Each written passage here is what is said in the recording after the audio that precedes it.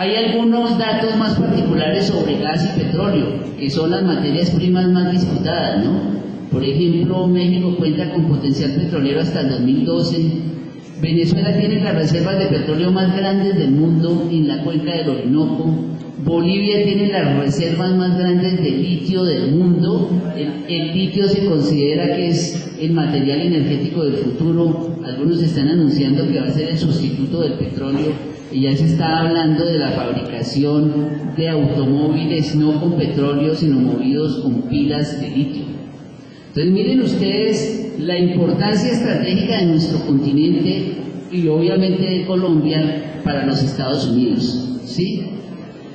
¿Qué dice entonces Estados Unidos cuando confirma la existencia de esa cantidad apreciable de recursos estratégicos?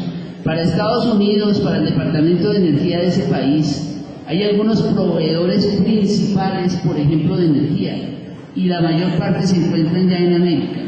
En el caso del petróleo, hay dos países de América Latina, que son México y Venezuela, que ya están entre los primeros proveedores de petróleo de los Estados Unidos, ¿sí? Y esta dependencia del petróleo de América Latina se hace más crítica cuando tenemos en cuenta que ha aumentado el porcentaje de consumo de petróleo en las últimas décadas, ¿sí? Y eso lo podemos ver gráficamente en este mapa. Observen ustedes la distribución de pozos petroleros en distintos lugares del continente, ¿no? Pozos petroleros. Aquí hay petróleo y hay intereses de compañías multinacionales de los Estados Unidos, de la Unión Europea, incluso de China, de que ese petróleo se vaya para sus países. Pero América Latina tiene una riqueza única en el planeta Tierra, y es que es la principal reserva de biodiversidad de bosques y de selvas de todo el mundo, por los datos que aquí aparecen. La Amazonía es una de las cuencas hidrográficas más importantes del planeta. Es la principal zona proveedora de petróleo, que hace que se le llame con toda razón el pulmón del mundo. Esto se puede ver también en este mapa, de manera muy esquemática, la distribución de la biodiversidad.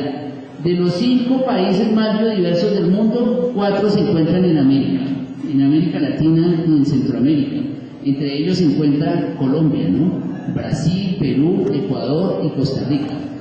Este es un tesoro muy apetecido por los Estados Unidos y otras potencias, teniendo en cuenta los desarrollos de la biotecnología y de la ingeniería genética, que para producir medicamentos, alimentos y otro tipo de productos no requieren mucha investigación, porque ese material genético se encuentra de manera natural en las selvas de nuestro continente y aquí en zonas como la que nos encontramos, ¿sí?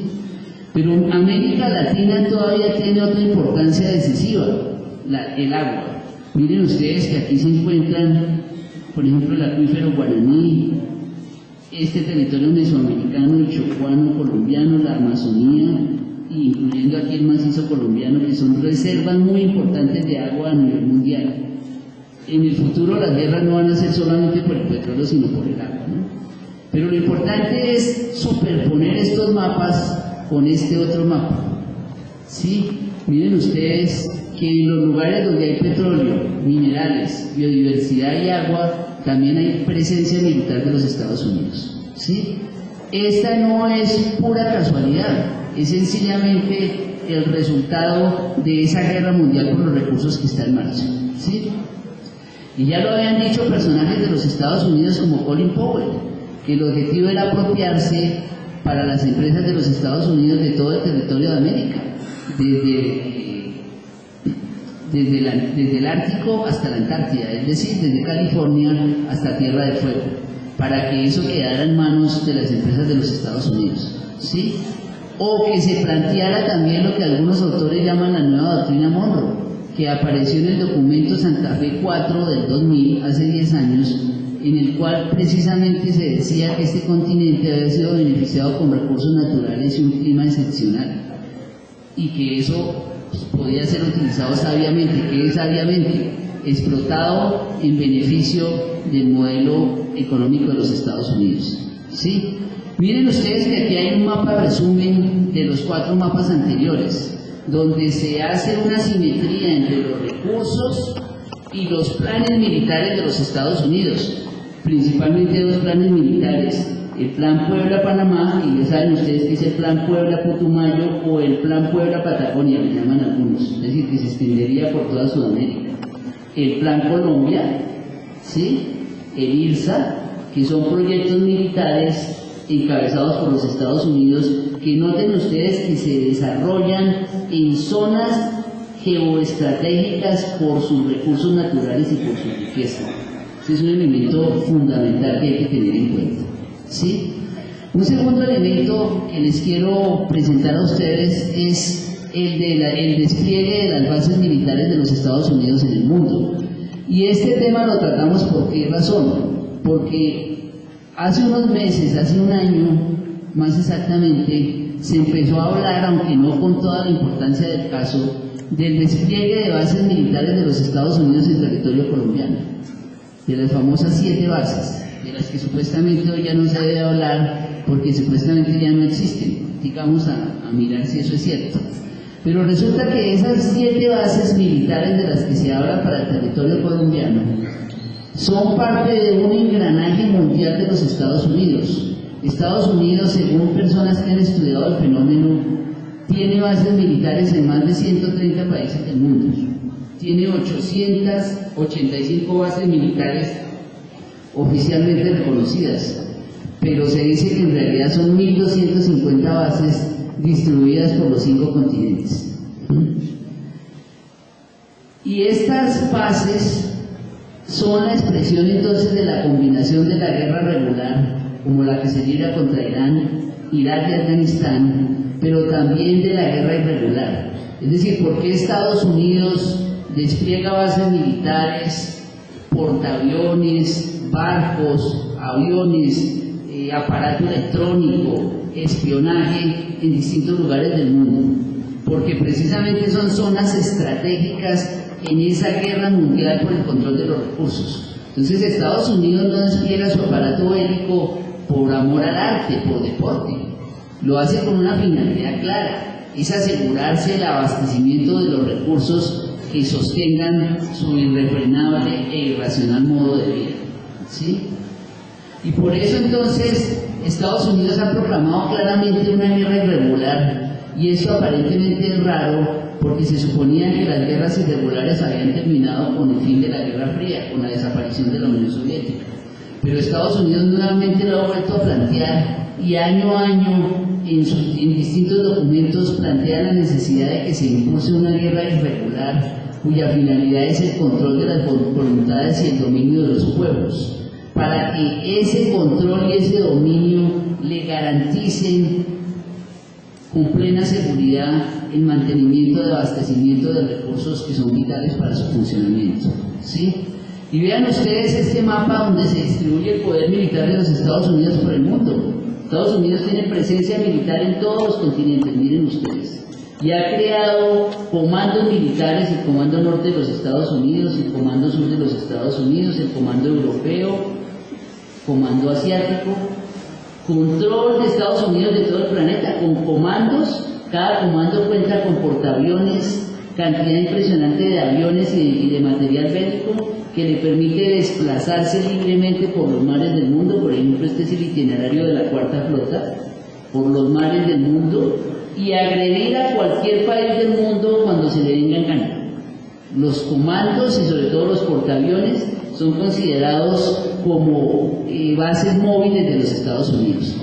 Y esto lo podemos ver con más detalle en este otro mapa. Miren ustedes la huella militar de los Estados Unidos por el planeta. Las zonas rojas son zonas donde hay presencia militar de los Estados Unidos, miren ustedes. Las zonas amarillas son zonas donde se proyectan construir bases militares de los Estados Unidos, miren ustedes. Es un despliegue militar impresionante por todo el planeta. La pregunta es, ¿por qué ese despliegue militar si luego de que se terminó la Guerra Fría se dijo que habían desaparecido el enemigo comunista y Estados Unidos ya no iba a necesitar agredir ni ocupar los países? ¿Sí?